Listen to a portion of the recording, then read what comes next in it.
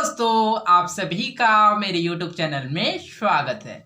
आज हम पढ़ेंगे अध्याय 9 धातु एवं धातु कर्म, मेटल्स एंड मेटलर्जी।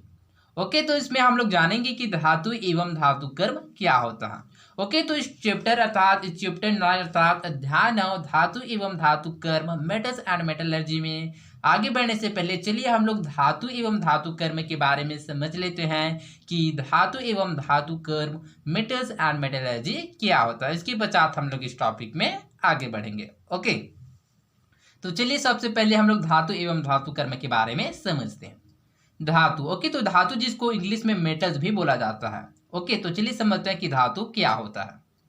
तो धातु उन्हें कहा जाता है जो रासायनिक अभिक्रिया के दौरान एक या एक से अधिक इलेक्ट्रॉन त्याग कर धन आयन बनाने की प्रवृत्ति रखते हैं। ओके, तो धातु या मेटल्स किसे कहते हैं? तो धातु उन्हें कहा जाता है जो रासायनिक अभिक्रिया के दौरान एक या एक से अधिक इलेक्ट्रॉन त्याग कर धन आयन बनाने की प्रवृत्ति रखते हैं। ओके, तो धातु क्या करते हैं? धन आयन बनाने की प्रवृत्ति रखते हैं। जैसे कि एग्जाम्पल के लिए सोडियम हो गया, पोटेशियम हो गया, मैग्नीशियम हो गया, कैल्शियम हो गया, लिथियम हो गया, बेरिलियम हो गया, ये सभी क्या है? मेटल्स, अर्थात ये सभी क्या होता है? धातु होते हैं।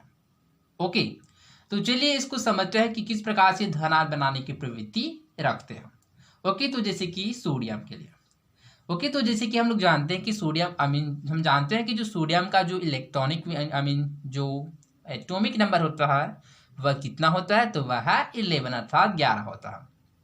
ओके, तो सोडियम क्या करता है? एक इलेक्ट्रॉन को त्याग कर क्या बनाता है? वह धन आयन बनाता है, अर्थात Na+ बनाता है। ओके, तो इसी प्रकार जो पोटेशियम होता है, पोटेशियम का जो इलेक्ट्रॉनिक विन्यास 19 होता है, जो इलेक्ट्रॉनिक एटॉमिक नंबर होता है 19 होता है, वह भी एक इलेक्ट्रॉन को त्याग कर क्या बनाता है? वह पोटेशियम आयन बनाता है। ठीक इसी प्रकार जो मैग्नीशियम होता है, मैग्नीशियम का एटॉमिक नंबर 12 होता है, इसको ये 2 इलेक्ट्रॉन त्याग कर यह Mg2+ बनाता है। ओके, तो इस प्रकार से हम लोग देख सकते हैं कि जो धातु होता है वो क्या करता है? वह धन आयन बनाने की प्रवृत्ति रखते हैं। तो धातु किसे कहते हैं? तो आप लोग याद रखिएगा कि धातु या मेटल्स उन्हें कहा जाता है जो रासायनिक अभिक्रिया के दौरान एक या एक से अधिक इलेक्ट्रॉन त्याग कर धन आयन बनाने की प्रवृत्ति रखते हैं। ओके, तो आई होप आप लोगों को समझ आया होगा कि धातु या मेटल्स क्या होता है। ओके, तो आप लोगों के माइंड में क्वेश्चन आ रहा होगा कि जैसे कि आप लोग देख सकते हैं यहाँ पर Na+ है, यहाँ पर K+ है, यहाँ पर Mg2+ क्यों है? ओके, यहाँ पर तो एक है, एक ही प्लस है, यहाँ पर 2+ क्यों है? तो ओके, तो चलिए इसकी रीजन, इसके कारण को समझते हैं कि यहाँ पर सोडियम प्लस एवं पोटेशियम प्लस, किंतु यहाँ पर Mg2+ क्यों है। ओके, तो जैसे कि मैंने आप लोगों को इसके डेफिनेशन में बताया था कि धातु उन्हें कहा जाता है जो रासायनिक अभिक्रिया के दौरान एक या एक से अधिक इलेक्ट्रॉन त्याग कर, अर्थात जैसे कि यहाँ पर एक इलेक्ट्रॉन त्याग गया, यहाँ पर एक से अधिक इलेक्ट्रॉन अर्थात 2 इलेक्ट्रॉन। ओके, तो इस प्रकार से एक या एक से अधिक इलेक्ट्रॉन त्याग कर धन आयन बनाने की प्रवृत्ति रखते हैं। तो चलिए हम इसको इलेक्ट्रॉनिक कॉन्फ़िगरेशन की जो इलेक्ट्रॉनिक विन्यास के द्वारा समझते हैं। जैसे कि सबसे पहले सोडियम के लिए, जैसे कि हमको पता है कि सोडियम का जो एटॉमिक नंबर कितना होता है? 11। तो इसका इलेक्ट्रॉनिक कॉन्फ़िगरेशन क्या होगा? तो वो होगा 2, 8 और 1। ओके, तो इसमें क्या बनेगा? 3 कोष बनेगा। ओके, तो चलिए इसको समझते हैं। तो चलिए इसका नाभिक हो गया किसका? यह है सोडियम का। तो चलिए इसको समझते हैं। इसका K कक्ष, ये हो गया इसका L कक्ष। ओके, तो ये हो गया इसका M कोष, अरे M कोष। ओके, ओके, तो चलिए अब इसको समझते हैं। जिससे कि हम लोग देख सकते हैं कि जो सोडियम है उसके जो K कोष में कितने? 2 इलेक्ट्रॉन प्रेजेंट है। L कोष में कितना है? 8 इलेक्ट्रॉन है। तो 1, 2, 3, 4, 5, 6, 7 और 8 इलेक्ट्रॉन। ओके, और जो लास्ट कोष अर्थात कि L और M कोष में कितना है? तो वह 1 इलेक्ट्रॉन प्रेजेंट है। ओके, तो जैसे कि हम लोग देख सकते हैं कि जो सोडियम के जो 72 कोष में कितने? केवल 1 इलेक्ट्रॉन प्रेजेंट है। जैसे कि यहाँ पर जो क्या बनाता है? Na+ सोडियम प्लस बनाता है, तो इसका जो 1 इलेक्ट्रॉन क्या करता है? वो त्याग करता है। तो जो 1 इलेक्ट्रॉन इसका त्याग कर देता है, जिसके कारण इसमें जो इलेक्ट्रॉनों की संख्या कितना हो जाता है? वह 10 हो जाता है, अर्थात 2 और 8। तो इस प्रकार से 2 और 8 प्रेजेंट हो जाता है, जिसके कारण क्या करता है? यह जो सोडियम होता है वह 1 इलेक्ट्रॉन को त्याग कर स्थायी हो जाता है, अर्थात इसका जो अष्टक हो जाता है क्या हो जाता है? वह पूर्ण हो जाता है। इस वजह से जो सोडियम है केवल एक इलेक्ट्रॉन को त्याग करता है। ठीक इसी प्रकार पोटेशियम होता है। पोटेशियम का जो इलेक्ट्रॉनिक विनाश होता है अर्थात इसका होगा 2 8 8 और 1 होगा, 2 8 10 और 8 18 और 1 19। ओके, तो चलिए पोटेशियम के लिए देखते हैं। तो इसमें कितने 4 कोष बनेंगे।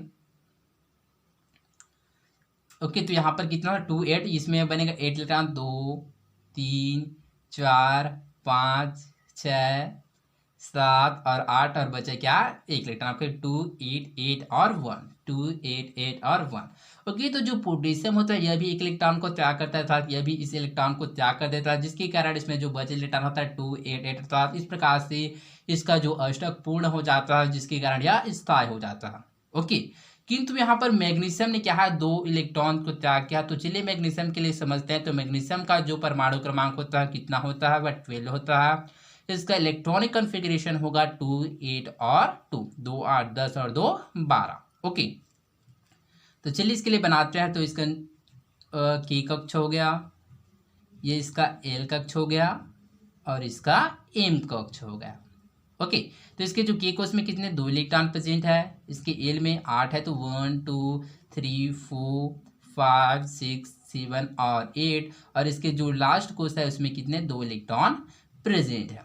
ओके, तो जैसे कि हम लोग देख सकते हैं कि जो मैग्नीशियम के जो 72 कोष में कितने इलेक्ट्रॉन, केवल 2 ही इलेक्ट्रॉन प्रेजेंट है, 2 ही इलेक्ट्रॉन क्या है उपस्थित है, जिसके कारण क्या करता है वो 2 इलेक्ट्रॉन को त्याग कर क्या बना लेता है, ये इसका अष्टक पूर्ण हो जाता है, जिसके कारण जो मैग्नीशियम होता है वह स्थायी हो जाता है। अर्थात इसी कारण से जो क्या होता है जो सोडियम हुआ 1 इलेक्ट्रॉन एवं मैग्नीशियम 2 इलेक्ट्रॉन त्यागता है।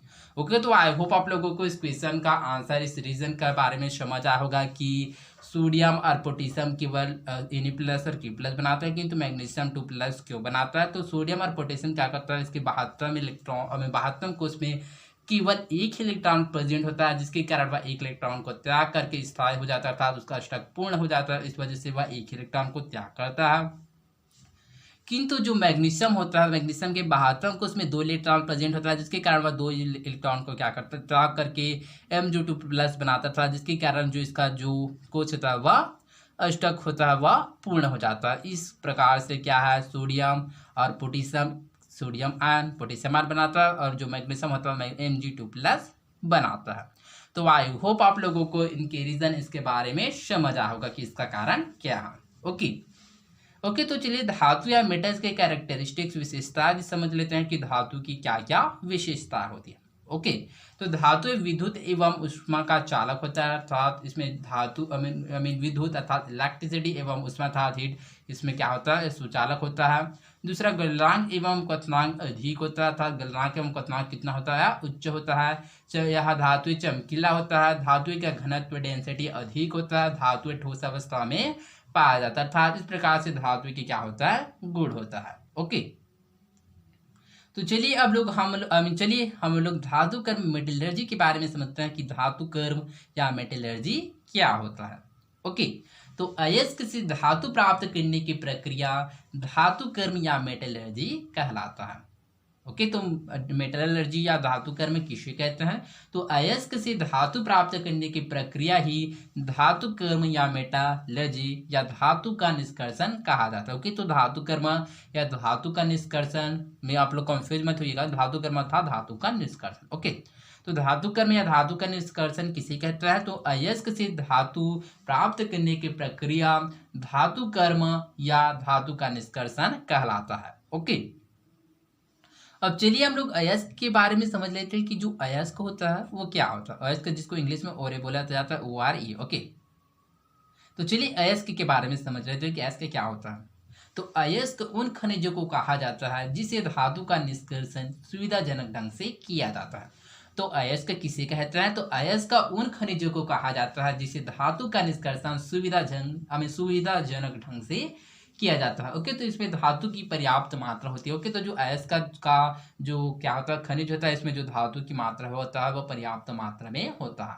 ओके, जैसे कि आयरन। ओके, तो जैसे कि आयरन निष्कर्षण के लिए क्या है हेमेटाइट अयस्क का Fe2O3 से किया जाता है। ओके, तो जो आयरन होता है अर्थात जो लोहा होता है Fe। ओके, तो आयरन जो लोहा का निष्कर्षण किसके द्वारा किया जाता है, तो वह हेमेटाइट अयस्क Fe2O3 के द्वारा किया जाता है। ओके, तो आई होप आप लोगों को धातु कर्म के बारे में समझा होगा कि धातु कर्म क्या होता है। तो अयस्क से धातु प्राप्त करने की प्रक्रिया ही धातु कर्म या धातु का निष्कर्षण कहलाता है। और अयस्क क्या होता है, तो अयस्क उन खनिजों को कहा जाता है जिसे धातु का निष्कर्षण सुविधाजनक ढंग से किया जाता है। ओके, तो अयस्क में धातु की पर्याप्त मात्रा होता है।